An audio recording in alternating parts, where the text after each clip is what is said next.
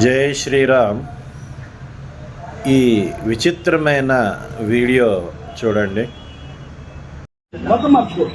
ప్రభు పాపిని నన్ను క్షమించమని ఎంత బోధ పాపిని నన్ను క్షమించి పరలోక రాజ్యం ఇచ్చే గొప్ప దేవుడు అన్నగా తీసుకోండి. చదవండి. కానీ అన్నగారు మీ వయసు లేదు అనుభవం. చూశారు కదా, ముష్టి వాళ్ళైనా పనిలో ఉన్నప్పుడు వెళ్ళిపోరా అంటే వెళ్ళిపోతాడు. కానీ ముష్టి వాళ్ళకే వీర ముష్టిగాళ్ళైన ఈ పాస్టర్ గారు ఏం చేస్తున్నాడో చూసారా? నేరుగా చెయ్యెత్తి గొరిగించుకుంటున్న వ్యక్తి దగ్గరకు వచ్చి మతం మారు, ఆ యేసు పాపాలు చేసిన వాళ్ళందరినీ క్షమిస్తాడు, మిమ్మల్ని కూడా క్షమిస్తాడు అని చెప్తున్నాడు. సిగ్గులేని ఎదవ మతం మారమని నేరుగా అడుగుతున్నాడు.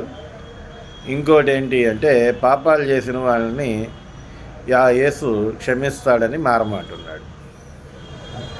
ఆయన ఏదో పెద్ద ఆయన పనిలో ఉండి పట్టించుకోలేదు. కానీ అదే నా దగ్గర కనుక ఇలాంటి వీరముష్టిగాడు వస్తే లాగి 4 బీకి నేను మతం ఎందుకు మారాలి అని అడిగి, నేను ఏ పాపం చేశానని నేను మతం మారాలా?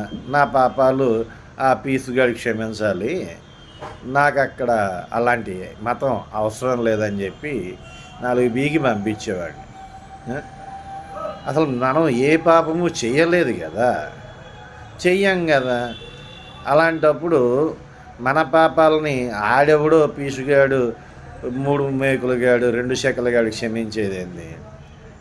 ఒకటే గుర్తుపెట్టుకోండి, ఎవడైనా ఇళ్ళ దగ్గరకు వచ్చి ఇంటి దగ్గరికి వచ్చాడంటేనే గుర్తుపెట్టుకోండి, వాడు స్ట్రెస్ పాస్ చేశాడు. స్ట్రెస్ పాస్ అంటే మీ హద్దు ఏదైతే ఉందో, మీ సొంత ప్రైవేటు ప్రాపర్టీ, అంటే సొంతది కావచ్చు, అద్దెది కావచ్చు, అది మీ అనుమతి లేకుండా వాడు వచ్చాడు, అది ఒక కేసు అవుతుంది. 2 మతం మారమని చెప్పి అంటున్నాడు, అది మత విద్వేషాలు రెచ్చగొట్టేది అవుతుంది. 3 మీరు చేసిన పాపాలను క్షమిస్తానంటాడు. అంటే ఏంటి? మనం ఏ పాపం చేయకపోయినా పాపాలు చేసావని చెప్పి వాడు మనల్ని బెదిరిస్తున్నాడు. ఆ బెదిరించడం కూడా మతం మారితే ఆ పాపాలన్నీ పోతాయని ప్రలోభ పెడుతున్నాడు. అంటే ఇది medical and drugs act, drugs and remedies act అనేది ఒకటి ఉంది, దాని ప్రకారం కూడా నేరం అవుతుంది. కాబట్టి ఇలాంటి వీర ముష్టిగాళ్ళ దగ్గర జాలి దయ చూపించాల్సిన అవసరం లేదు. ఎంతబడి ధర్మండి. ఎందుకంటే వాడు మీ కాంపౌండ్లోకి వచ్చాడు, మీరు వాళ్ళ కాంపౌండ్లోకి వెళ్ళలేదు.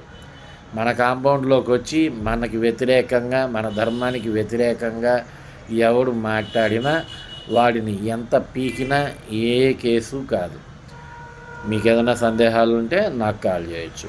జై శ్రీరామ్.